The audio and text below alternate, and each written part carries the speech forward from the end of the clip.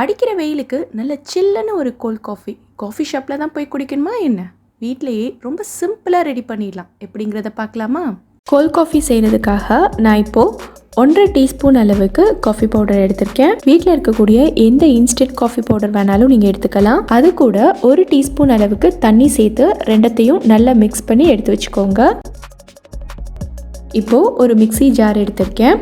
அதில் 1 கிளாஸ் அளவுக்கு சில்லுன்னு இருக்க பால் எடுத்திருக்கேன். இந்த பால் நான் ஏற்கனவே காய்ச்சி ஆற வச்ச பாலை 2 மணி நேரத்துக்கு ஃப்ரிட்ஜில் வச்சு நல்லா சில்லுன்னு ஆனதுக்கப்புறமா வெளியில் எடுத்திருக்கேன். அது கூட 2 டேபிள் ஸ்பூன் அளவுக்கு சாக்லேட் சிரப் சேர்த்துருக்கேன். அப்புறம் 1.5 டீஸ்பூன் அளவுக்கு சுகர்.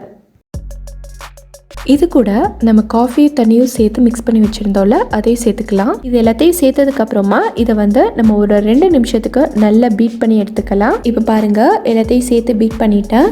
இந்த அளவுக்கு இருக்குது. இப்போ இது கூட 2 ஸ்கூப் வெனிலா ஐஸ்கிரீம் சேர்த்துக்கலாம்.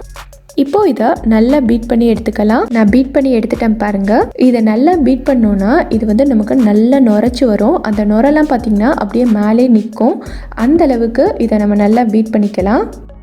நல்ல ஃபோமியாக வந்திருக்கு பாருங்கள். இப்போ இதை ஒரு கிளாஸில் மாற்றி சர்வ் பண்ணலாம். கிளாஸில் கொஞ்சமாக இந்த மாதிரி சாக்லேட் சிரப் வச்சு டெக்கரேட் பண்ணிக்கலாம். இதில் நம்மளோட கோல்ட் காஃபியை உள்ளே சேர்த்துடலாம்.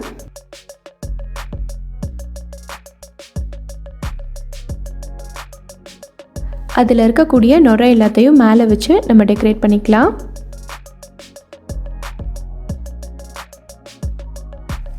நீங்கள் இப்படியும் பண்ணலாம். நான் இன்றைக்கி இது மேலே கொஞ்சமாக விப்பிங் க்ரீம் வச்சு டெக்கரேட் பண்ணியிருக்கேன்.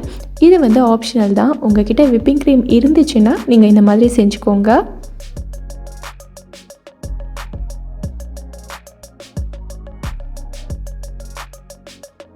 இது மேலே கொஞ்சமாக சாக்லேட் சிரப் வச்சு கார்னிஷ் பண்ணிக்கலாம். இப்போ நம்மளோட கோல்ட் காஃபி சூப்பராக ரெடி ஆயிடுச்சு.